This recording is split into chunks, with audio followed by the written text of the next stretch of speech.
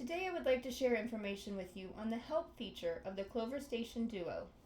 On the right hand side of the screen, you'll see a bar that says Help.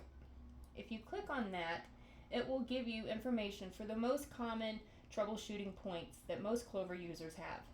Adding employees, checking and changing employee passcodes, managing inventory items.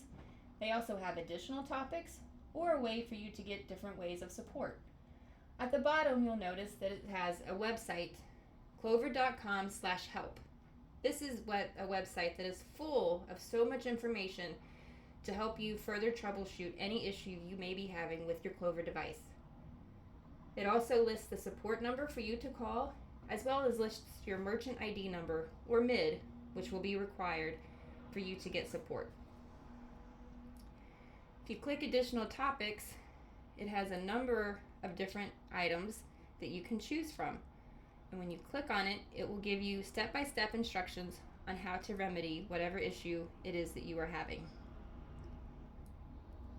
Thank you so much.